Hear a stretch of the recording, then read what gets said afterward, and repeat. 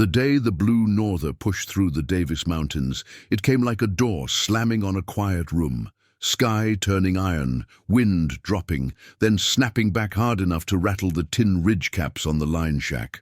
Caleb Hart had just poured coffee grounds straight into the pot, the way he always did when no one was around to complain, when he spotted the sign that didn't belong. Not cattle, not antelope.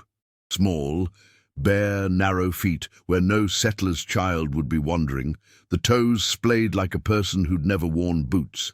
They crossed the Caliche wagon trace, staggered toward the mesquite flats, and vanished in the scatter of Ocotillo shadows. Caleb set the pot off the coals and squinted into the wind. He was 38 and looked older under his hat. Sun-corded neck, crow's feet cut fine as saddle stitching, a scar under his jaw where a cinch ring had snapped years back. Easy now, he told himself, though he didn't know if he meant the wind, his horse, or the thought rising like a barbed fishhook in his chest.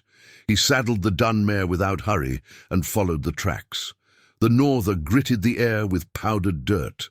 A half-mile out, an Ocotillo leaned like a switch above a shale wash, and under it lay a bundle that was not a bush or a pack.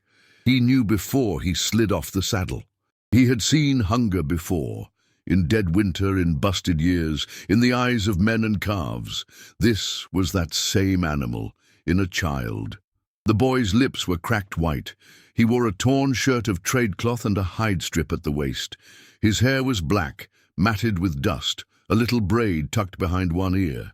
Caleb went to one knee and set his hat in the dirt so the brim wouldn't shade his hands. "Hey there, little fella," he said low. "Don't move fast. I got water." He had learned the hard way that starving things die easy if you pour too much life back into them at once.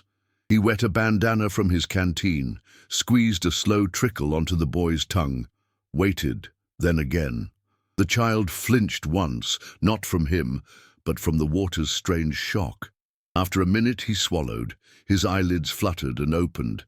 The irises were dark as creek glass. He looked at Caleb and not past him, which was a mercy. "Agua," the boy croaked, surprising Caleb with a word he knew. "See," Caleb said, the Spanish he'd picked up from the Garzas and the Ortegas, down on Limpia Creek ready in his mouth. "Despacio." Slowly. He gave him another squeeze. The boy nodded, and his small jaw worked. His cheekbones were sharp. Caleb wrapped the boy in his duster, lifted him, and felt how little there was to lift. He mounted awkward, with the extra weight, and rode the dun back across the flats into the teeth of the cold. At the line shack, the fire had gone to coals. He fed it mesquite sticks until it caught and the room warmed to something like mercy. He set the boy by the hearth on a folded serape and hung the canteen over the trammel so it would be warm, not hot. He spooned a little grease from the top of last night's beans, stirred it with cornmeal into a mash, and let it cool. "Little bit," he said. "Just a thumb, and then we rest." Tudum. The boy ate the way foxes eat, when they're half certain the trap's still set. He didn't look at the spoon. He watched Caleb's hands. After a while, his shoulders stopped quivering. When the wind hit the doorboard, it didn't startle him. He slept with his mouth open, a slackness Caleb knew from fever, nights when he'd sat with his sister long years ago in Lampasas, cooling herself to death by degrees, no doctor could slow. On a hook by the door hung Caleb's rifle. He took it down and laid it on the shelf beside the coffee pot, the barrel pointed outward, not toward the room. It was not a gesture he'd ever made for company, but he wasn't after company. He was after a certain kind of quiet. Late afternoon brought hoofbeats and voices. Two of the double spur hands, Lem Burke with the slash of a grin that never reached his eyes, and young Pete Pena, whose mother worked in town, pulled up outside. Lem didn't bother to knock. He lifted the latch and let in a slice of wind. "You got company I should know about?" Lem said, eyes already combing the room. Caleb didn't stand. "Close the damn door," he said, so mild it felt like a warning only to people who knew him. Young Pete closed it.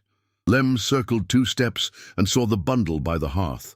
The boy had turned on his side, hand curled under his cheek.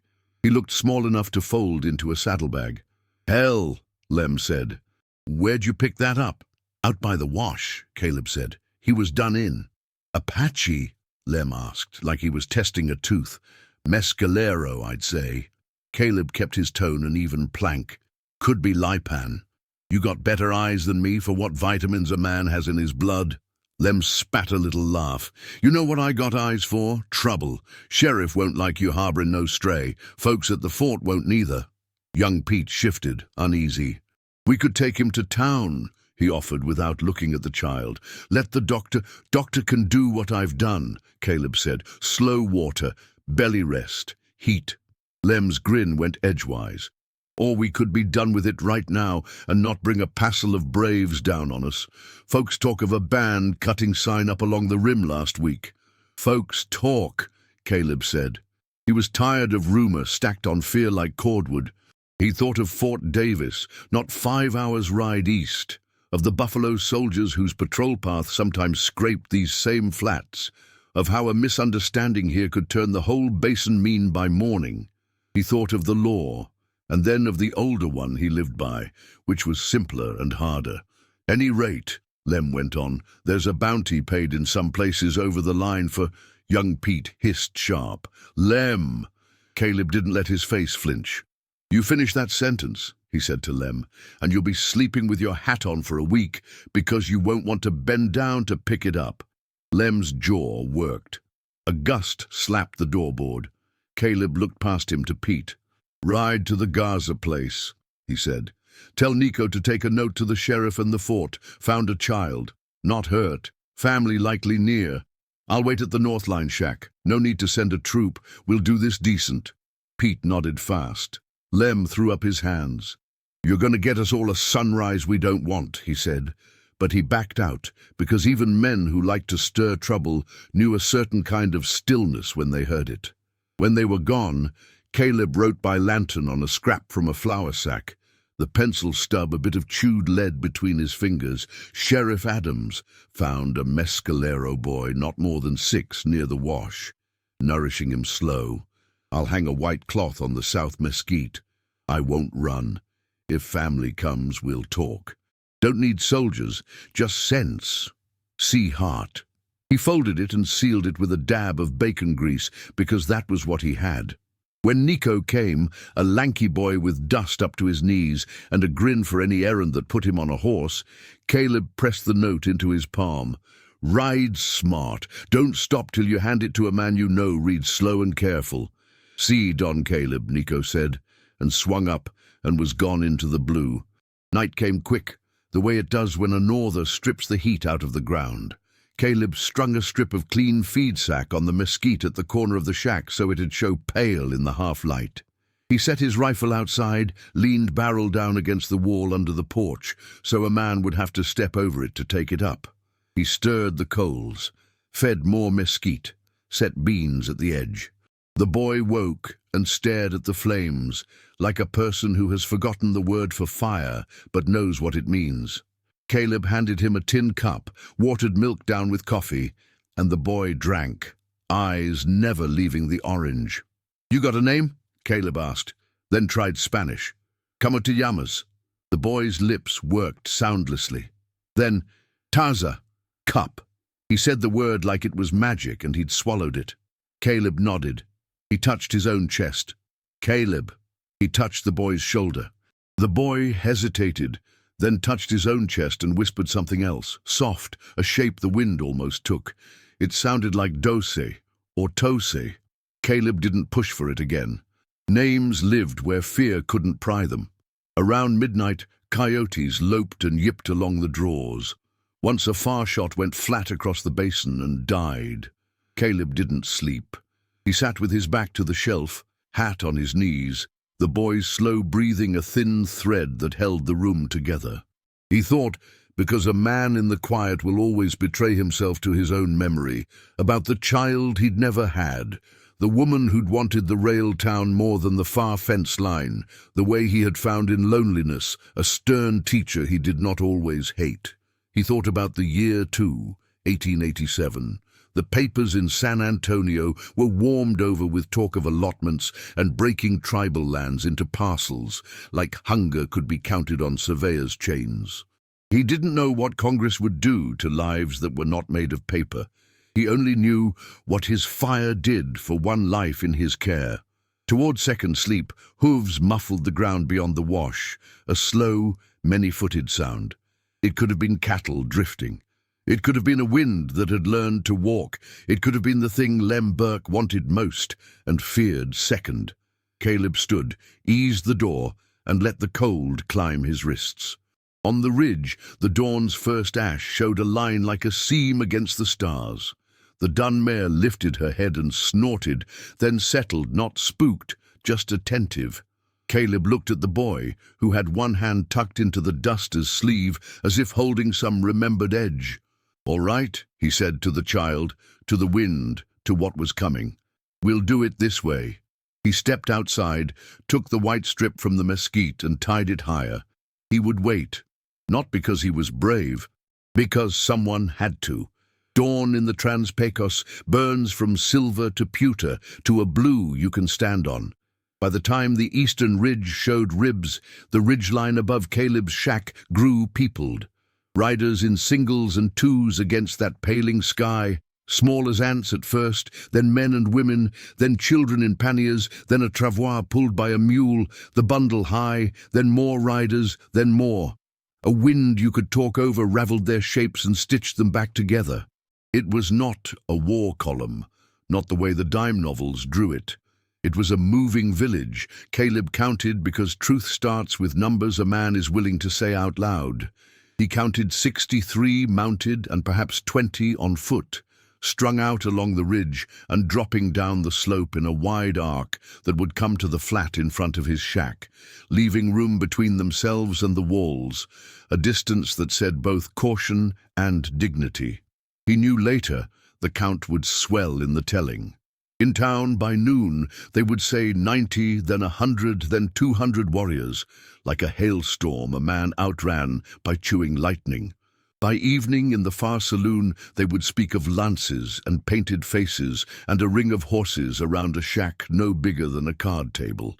There would be a telegraph to El Paso by night, and by the time the story reached San Antonio, it would carry a trumpet in its pocket.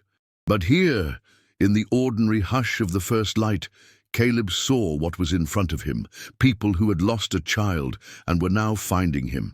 He stepped to the doorway with his hands empty. He left the rifle where he'd leaned it outside, barrel down, an awkward thing to pick up in a rush. He pulled the white cloth from the mesquite branch and tied it higher still, to show the wind would have to shake it loose.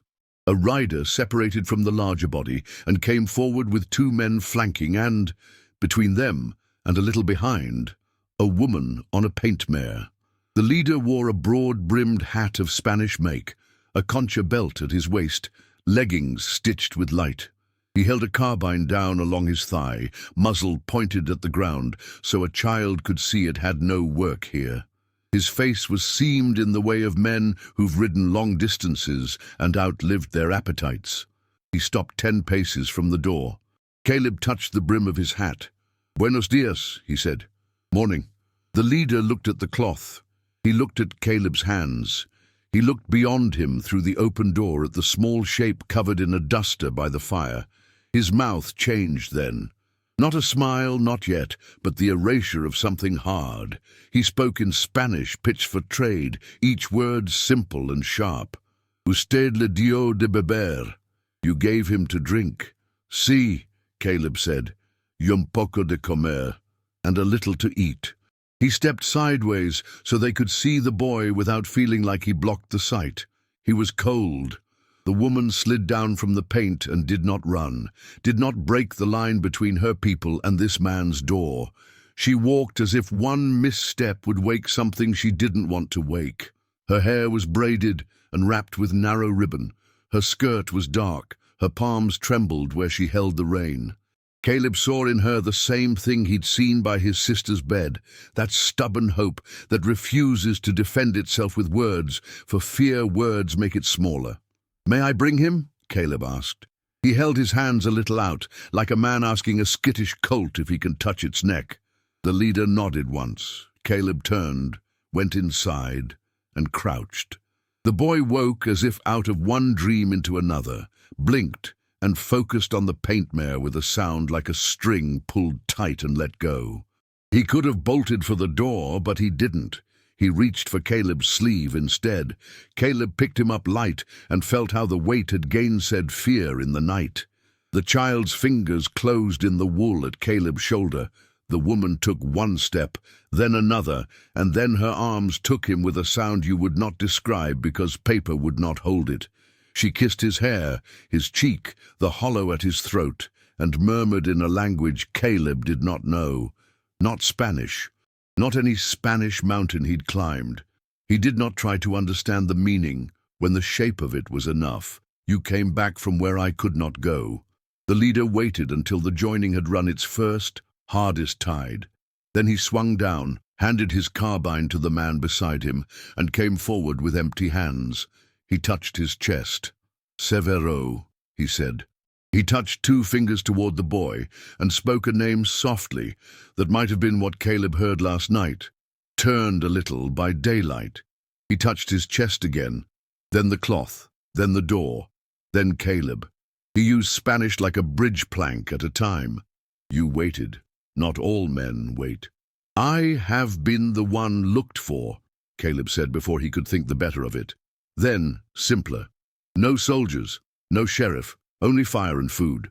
As if called by that thought, another presence crested the far flats. 6 troopers from Fort Davis, blue blouses dark in the dawn, riding at a canter, sabers glinting like a line of fish, a freckle-faced lieutenant up front. The buffalo soldiers reined in well shy of the gathered riders. They were black men who knew both sides of a line better than most. How to guard, how to keep from being used. The lieutenant lifted a hand, sat, watched. Behind those soldiers, 2 white ranchers from the next outfit over appeared, and behind them, because mornings like this pull eyes, a handful of townspeople in Sunday coats thrown over their shirts. Lem Burke was not there. He had the sense to let others carry news he did not want to own. Young Pete rode up from the creek with Nico alongside, and relief shone on both their faces like boys who have lived to see the punchline. Caleb raised his voice just enough. "It's all right," he said to the soldiers, and to any man who would have preferred orders to judgment. He pointed to the white cloth. The lieutenant tipped his hat and said nothing. One of the troopers, older, looked long at the woman holding the child, then away into the mountain draw like a man remembering another morning, another ridge, another face. He eased his horse. The horse liked it. The leader, Severo, turned to Caleb and spoke again, more words now, not as brittle. "We followed sign for 2 days. Heavy rain took the small one from the big ones. He walked at night. Coyote watched. We lost him at the rock where the water hides. Your fire is good." He hesitated, then added, carefully courteous, "Your name?" "Caleb Hart." Severo tasted the sound and nodded. He glanced at the white cloth and lifted his chin at it, not scornful, not pleased, only remarking on a fact. "We saw. We did the same." He motioned. Up on the ridge, 2 children waved a scrap of pale buckskin from a willow switch and laughed at the way it flapped. It felt like relief let out the seams of the day. A younger man rode forward with a pack horse and held out a bundle wrapped in a woven blanket, barred red and black. He spoke to Severo, who spoke to Caleb. "A gift," he said, and his voice hardened at the edges a little, as if to guard the gift's shape. "Not payment. Remembering." Caleb put his palms up. "I can't—" "You can," Severo said, and there was no injury in it, only a map. He gestured at the pack horse's lead. The younger man offered it eyes down, as if you do not stare at a thing that is leaving you for just and decent reasons. Caleb took the lead and felt the rawhide braid in his hand, the horse's dark eye on his shoulder. "I'll remember," he said. Severo looked past Caleb at the shack. "There is a spring west," he said. "Small, hidden. We pass quiet. Your cattle pass big. If you put a barrel there. He let the sentence show its ribs. I'll set one, Caleb said, and I'll not close it with fence. Water is not for locking up. Severo's mouth did something like approve, then put that approval away, like a knife you might need later. He shifted his weight, looked once at the troopers, once at the townsmen, and then he did a thing that changed the room inside three men's chests. He reached into his vest and took out a small ring of braided leather with a bit of beadwork and held it toward Caleb. The beads spelled nothing in any letter Caleb knew. They told a story only in color. Tie it to your house, Severo said, not to scare, not to boast, to say, here, someone waits first and shoots last. Caleb took it and felt the work under his thumb. I'll tie it, he said, where the wind can see it. The woman on the paint mare lifted her face then, and for the first time she looked directly at Caleb. She said one word in the language he did not know, and then, gracias. It was almost too soft to cross the space. He tipped his hat, not to be gallant, but because some gestures are older than any language we pretend to own. They ate together, because eating together establishes a boundary finer than any wire. Caleb brought out the last skillet cornbread, a strip of jerky he'd meant to keep, the coffee that had sat so long it needed coaxing, and Severo's people passed down the line a pouch with roasted mescal and a handful of dried choke cherries. The troopers watched from their saddles and did not break that circle. The lieutenant yawned, pretended at boredom, and said to no one in particular, "Looks like we'll live." One of the ranchers from the other outfit frowned, tried to recalibrate his story, and found it hard to sell the version with trumpets when there was cornbread in the leader's hand. When it was time, the woman put the boy on the paint mare in front of her and set her arm deeper around him, as if the curve of bone could be an oath. Severo swung up. He spoke as men speak at leave-taking when they hope not to see each other again on bad terms. "If word runs wrong," he said, "you speak it back." He tipped his hat toward the soldiers. The older trooper lifted 2 fingers off his rein in reply, a human salute, not the army's. The line of riders climbed the slope and thinned along the ridge. Dust hung and then fell. The white cloth on the mesquite lifted once, twice, and settled. The world was the same and not the same. Young Pete came to the door and stood with his hat in his hand, like a boy who's just seen a thing that is both ordinary and holy. "I counted," he said. "How many?" Caleb asked. 63 mounted, Pete said, quick to forestall the first liar. "And some little ones on foot." Caleb nodded. "That's what I got." Nico, grinning, said, "But by supper it'll be 200, Don Caleb." Caleb half smiled for the first time that morning. By supper, it can be what it needs in the telling. Here, it was what it was. I fed a child. A mother took him back. Men saw that a white cloth is easier on the heart than powder smoke. The lieutenant walked his horse up and touched the brim. "Mr. Hart," he said, schoolroom formal, "thanks for not making me write the kind of report that eats a man's sleep." His troopers turned as one and paced away. He followed. By noon, Lem Burke was at the saloon, saying he'd heard the whoop of painted devils and stood them off with a glance and the idea of his rifle. By evening, a drummer from St. Louis had added lances and eagle feathers to the tail and sold 3 bolts of calico deera. A week later, an El Paso paper printed a paragraph, "Heroic stand by local cowboy as 200 hostiles surround his cabin." It reads better on paper if you inflate the air in the room. Caleb didn't argue the papers. He had other work. He tied the braided ring with its beads over the door where the wind could see it. He and Nico hauled a barrel to the mesquite spring west and cut a notch with a stave so the water would wet a strip of burlap for deer and cattle and whoever passed. He left the bottom half of his gate unlatched at the crossing and wired a little sign that said, "Help yourself in Spanish and English, because either language could be misread if a man was too hungry." The boy's cup sat on the shelf for months afterward. A year later, on a Sunday in June, Caleb found a twist of dried mescal set under a rock by his door, and next to it, a feather wrapped in a strip of cloth the color of dawn. He didn't read more into it than was decent. He put the feather by the cup and touched the beaded ring when he passed. Sometimes a rider from the fort stopped in the shade and shared coffee. Sometimes Mrs. Igaza sent tamales that pretended to be for Nico and were meant for Caleb too. Once, in late autumn, a woman and a boy rode the ridge at a far tilt. The paint mare, older now, the boy taller, and paused to look down. They didn't wave. They didn't need to. The boy lifted a tin cup and drank and set it back on the cantle strap. He did it slow, like a prayer you don't have to say out loud if you do the movement right.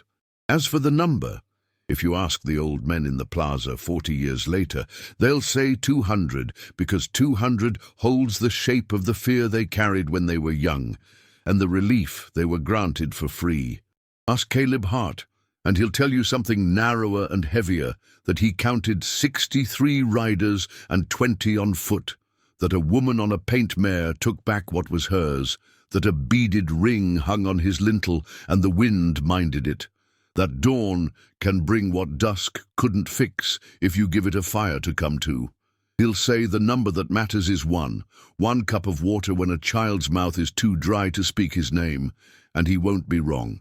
He will not claim bravery. He will say he waited because someone had to. He will say any man can hang a white cloth in a wind that makes a fist of you. He will say the cloth doesn't make you safe, it makes you legible. And then he will pour coffee without asking how you take it because he already knows. He will slide the cup across the table, and if you're paying attention, you'll notice his hand glances the braided ring on the way, the beads bright in the morning light, as if the story has to pass through truth each time it is told if it hopes to be worth anything at all.